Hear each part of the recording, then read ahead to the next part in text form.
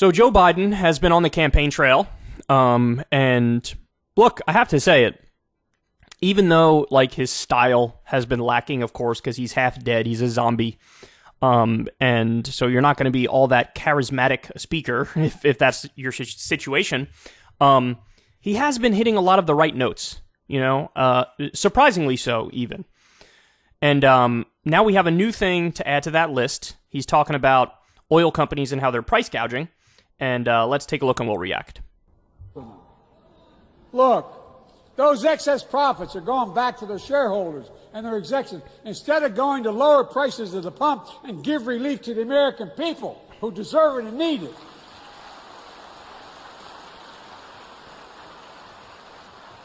And I'm going to keep harping on it. They talk about me picking on them. They ain't seen nothing yet.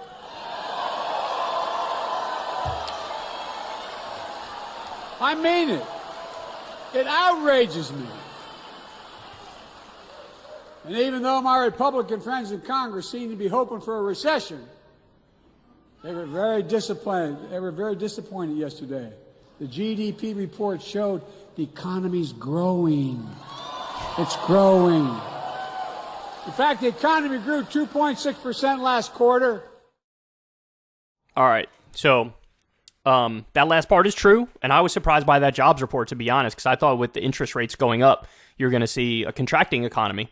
I thought you were going to see that. I thought you were going to see a lot of layoffs and unemployment tick up.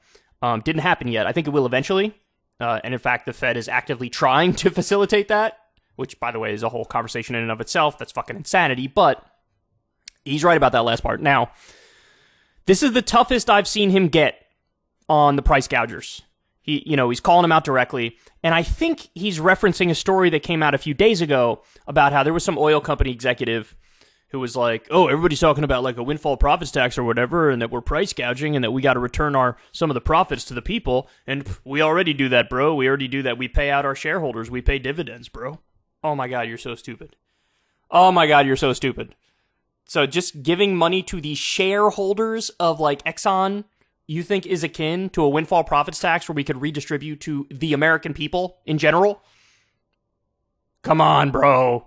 Come on, dude. What a ridiculous point. I think he's responding to that point there, and he's like, look, they think I'm picking on them. They ain't seen nothing yet.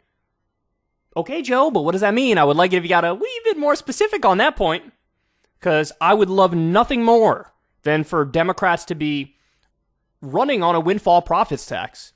Because look, so the right doesn't have a policy proposal when it comes to inflation, but politically, they're winning the battle on inflation because they're just going out there and saying inflation, inflation, inflation, inflation, inflation, and saying, Democrats are in charge. We have bad inflation. Therefore, we're going to be stronger on that. We're going to be better on that. And it's just like an argument by implication, an argument by assumption. But so there is no real argument there, but it's working politically because Democrats are in power. And the Democrat response largely has been run for the hills.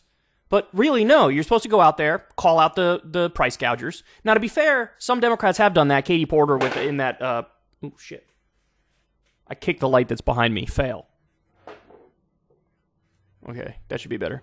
Anyway, so Katie Porter has gone out there and made the argument and showed the chart. Anywhere from like 54% to 60% of inflation is literally just price gouging. And, Biden has now taken some of that rhetoric, used it himself, and now you have like the subtle threat of a windfall profits tax, but I'm going to keep it real with you guys. I do not believe they will actually do a windfall profits tax. In order for Biden to convince me of that, he'd have to, talk about it specifically and relentlessly and have to be on the record. Because, by the way, that's what happened with student loan debt reduction, right? Is that he said it time and time again when he was on the campaign trail, and then as president, he saw the numbers with young people, and he felt like his hand was forced, so he had to do some student loan debt reduction. Now, I don't care how he gets there, as long as he gets there eventually. But with the windfall profits tax, you don't hear much in terms of specifics. Now, let me remind you guys, and this is a super important point. We had Woodrow Wilson did a windfall profits tax during World War I to tax the war profiteers. FDR did a windfall profits tax. Jimmy Carter did a windfall profits tax. And by the way, it continued under Ronald Reagan. Now, our politics has gotten so corroded as a result of corruption and big money influence on our politicians that now we see with our, with all the data and research that there is, that price gouging is leading to the inflation, and nobody's even specifically talking about a windfall profits tax. Well, look, that is the answer. That is the answer. It is. It just is. There was some pollster who,